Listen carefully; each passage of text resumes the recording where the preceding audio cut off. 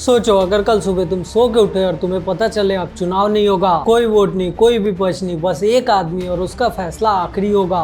अब तुम बताओ, क्या तुम खुश होगे या फिर डर जाओगे? क्योंकि सच्चाई यही है, आज इंडिया में ज्यादातर लोग चाहते हैं कि एक बहुत ही स्ट्रॉन्ग डिक्टेटर आए और सब ठीक हो जाए। और ये कोई आम सोच नहीं, बल्कि नेताजी सुभाष चंद्र बोस ने भी कहा था कि आजादी के कुछ साल बाद तक इंडिया में डिक्टेटरशिप होनी चाहिए। और बस वही नहीं, बल्कि B.R. अम्बेडकर, जिन्होंने हमारा संविधान लिखा, उन्होंने भी अपने इंटरव्यू में कहा था कि इंडिया में डेमोक्रेसी बस नाम की रह जाएगी। अब एक सवाल है, क्या इंडिया में सचमुच में डेमोक्रेसी फेल हो रही है, या फिर इंडिया में आज के डेट में एक बहुत ही स्ट्रॉन्ग डिक्टेटर की जरूरत है, या फिर हम किसी चीज को बहुत ही गलत मायनों में समझ रहे हैं? आज के वीडियो में हम सिस्टम का पूरी तरीके से पोस्टमार्टम करेंगे और जानेंगे डेमोक्रेसी जरूरी है या फिर डिक्टेटरशिप। और आज इमोशन नहीं बल्कि लॉजिक पे बात होगी, तो आप इस वीडियो को लास्ट तक जरूर देखना।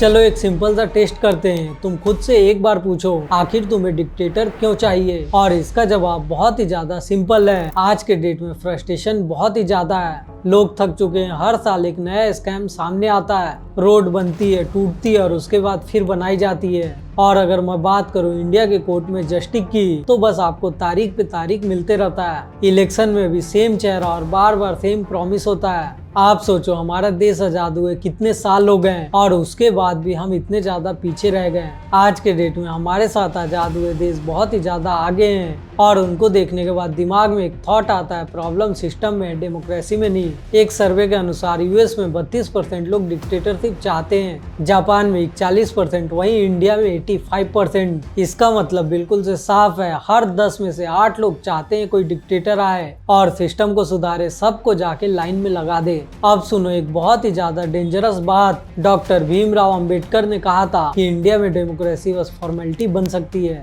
इसका मतलब क्या, इलेक्शन होंगे, पीएम होगा, पार्लियामेंट होगी, लेकिन असली डेमोक्रेसी यहाँ पे कभी काम नहीं करेगी। और इसके पीछे का रीजन है कि लोग कैंडिडेट को नहीं बल्कि सिंबल को वोट देते हैं, यानी कि भारत में इंसान नहीं बल्कि पार्टी जीतती है। और अगर मैं यहाँ के सिस्टम की बात करूँ, एक बार सरकार ने कहा था अटेंडेंस को कंपलसरी करना होगा, और इसके पीछे का रीजन था कि स्कूल में टीचर टाइम पे नहीं आते। लेकिन हुआ क्या, प्रोटेस्ट हंगामा, रूल को होल्ड करना पड़ा। आप हाल में आई हुई ट्रक ड्राइवर के लिए कानून को देखो, सरकार ने बहुत ही ज्यादा स्ट्रिक्ट लॉ बनाया।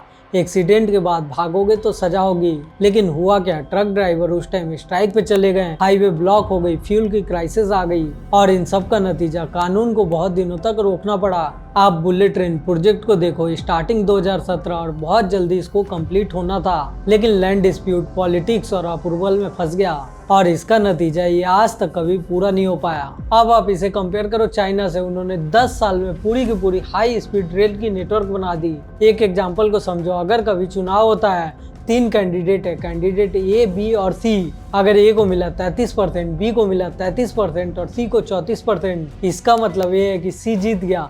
लेकिन 66% लोग सी को जानते ही नहीं थे। लेकिन आप सोचो, 66% लोग जो सी को जानते ही नहीं थे और उन्होंने उसको वोट नहीं दिया, उसके बाद भी वो जीत गया।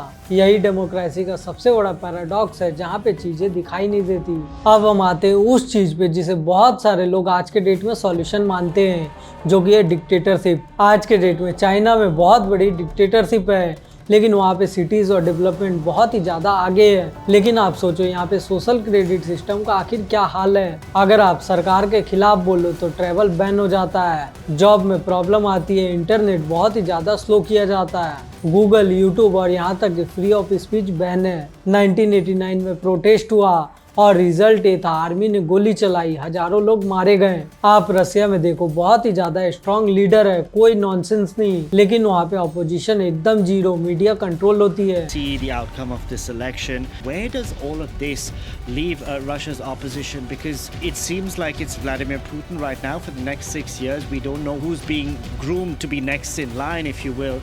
But where is Russia's opposition? और अगर कोई अपोज करे तो सीधा जेल या फिर मिस्टीरियस डेथ हो जाती है। नॉर्थ कोरिया में डिक्टेटर की फोटो घर में लगाना कंपलसरी है, और अगर उसकी फोटो पे धूल आई तो डायरेक्ट मौत की सजा। और वहाँ पे टीवी का मतलब direct government channel. You can only watch government TV. there are only 4 channels in North Korea. All of them are censored, showing you what the leader Kim Jong-un wants you to. लोग वही देखेंगे जो सरकार दिखाएगी।